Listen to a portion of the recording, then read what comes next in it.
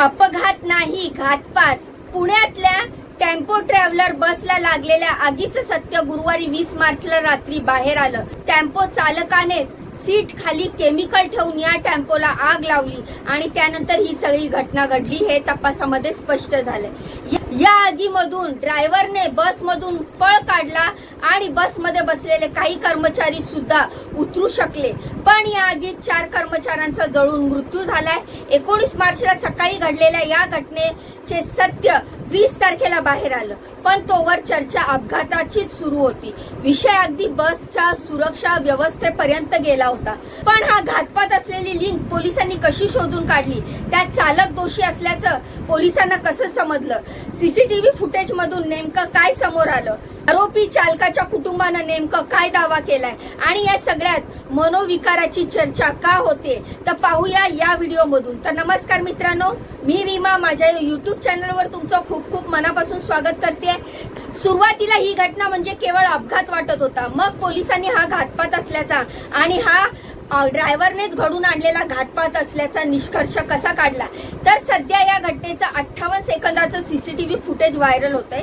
यामध्ये हिंजवडी फेज 1 मधल्या तमन्ना सर्कल वरून रेजवानच्या दिशेने ही बस जात होती. सकाळची वेळ असल्यानं रस्त्यावर वाहनांची मोठी वर्दळ होती. त्यातच व्ह्यूम ग्राफिक्सच्या कर्मचाऱ्यांनी मिनी बस होती इथल्या HL कंपनी पुढच्या टर्नला ही बस थांबली. काही वेळाने केसरी रंगाचा टी शर्ट घातलेली व्यक्ती पटकन बाहेर आली. त्या व्यक्तीच्या पॅन्टच्या उजव्या खिशाला आग लागल्याचंही दिसलं, पण बस सुरूच होती. त्यानंतर आणखीन एक माणूस बाहेर पडला, पण काही सेकंदातच बस उतारावर लागली आणि पटापटा 3-4 जणांनी बसमधून रस्त्यावर बाहेर उड्या टाकल्या. पुढे या बस उतार्यावरून रस्त्याच्या कडेला असलेल्या 2 झाडाला जाऊन धडकली. या 100 मीटरच्या अंतरामध्ये बसमध्ये आगीचा भडका उडल्याचं दिसतंय आणि एक सीसीटीव्ही फुटेज व्हायरल होते. त्यात बस झाडाला धडकताना आगीचा प्रचंड भडका उडल्याचं दिसतंय. या दोन्ही सीसीटीव्ही फुटेज मध्ये एक गोष्ट कॉमन आहे, गाडीला आग लागल्यानंतर पुढच्या काही सेकंदातच आगीचा मोठा भडका उडतो. हीच गोष्ट तपासामध्ये महत्वाची ठरली. पोलिसांना जी प्राथमिक माहिती देण्यात आली होती त्यानुसार बसला लागलेली आग ही शॉर्ट सर्किटमुळे लागली होती. पण पोलिसांना आपला अनुभव आणि सीसीटीव्ही फुटेजच्या आधारे एक प्रश्न पडला की जर आग शॉर्ट सर्किटमुळे लागली तर इतक्या लवकर भडका कसा उडाला? कारण शॉर्ट सर्किटच्या आगीचा लगोलग भडका उडत नाही.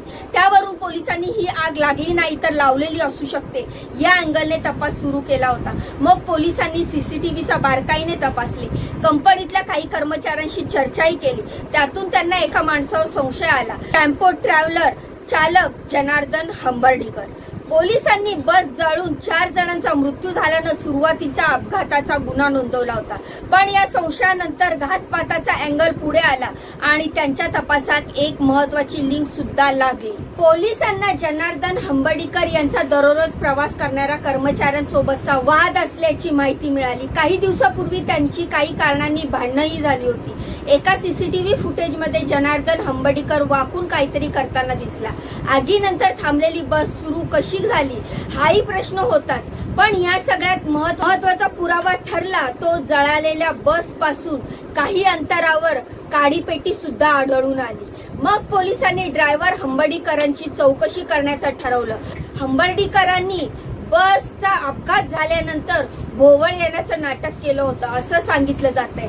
त्यानंतर त्यांना हॉस्पिटलमध्ये दाखल करण्यात आलं, पण तिथं तो बेशुद्ध असल्याचं डॉक्टरांनी सांगितलं. मग पोलिसांनी तो शुद्धीवर येण्याची वाट पाहिली आणि 20 मार्चला त्याची चौकशी केली. त्यानं पोलिसांना जो जबाब दिला त्यातूनच या अपघाताचं सत्य समोर आलं. हंबर्डीकरने जबाबामध्ये पोलिसांना सांगितलं की बसला आग लागून शॉर्ट सर्किटनं आग लागल्याचा बनाव करण्याचं प्लॅनिंग त्याने 1 दिवसाआधीच केलं होतं. तो ज्या कंपनीमध्ये काम करतो तिथूनच त्याने ते केमिकल घेतलं होतं. तसंच काही कापडाचे तुकडे देखील गाडीत ठेवले होते. दुसऱ्या दिवशी तो कामावर आला तेव्हा त्याने केमिकल सोबत आणलं.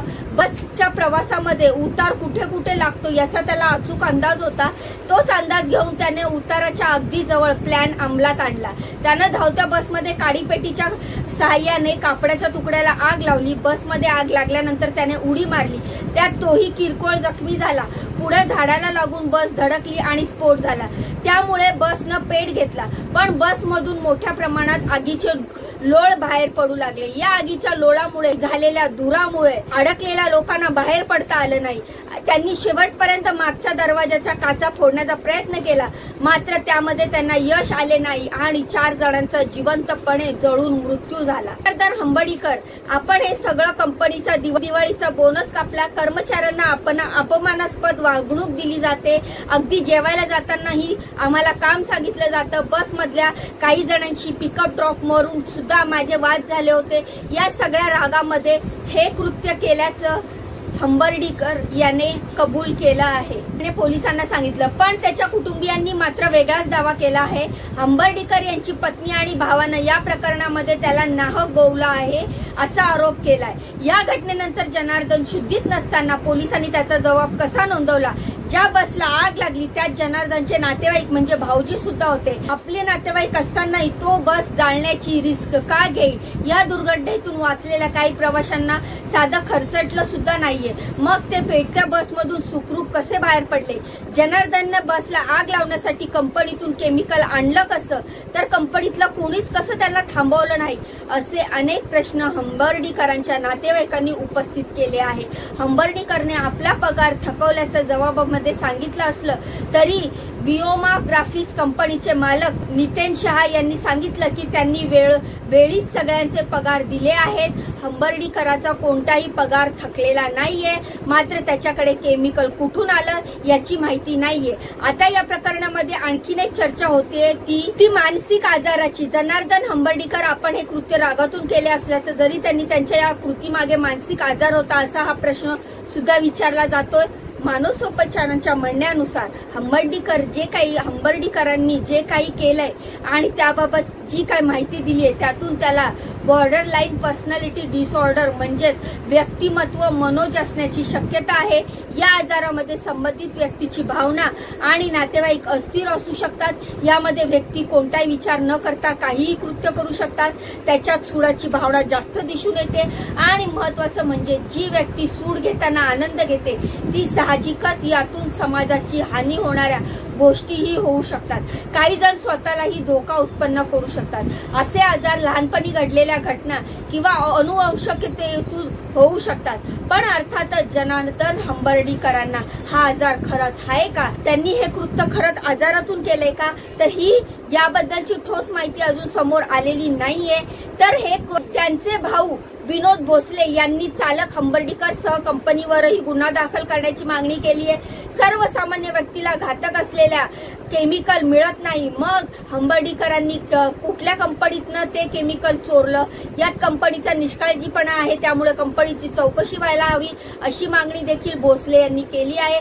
सोबतच आणखीन एक महत्वाची गोष्ट समोर आली आहे, ती म्हणजे पिकअप आणि ड्रॉप वरून हंबर्डीकरचा बस मधल्या ज्या कर्मचाऱ्यांशी वाद झाला होता त्यांच्यावरच्या रागातून केलंय, तर त्यांना सुदैवानं पळून जाता आलं।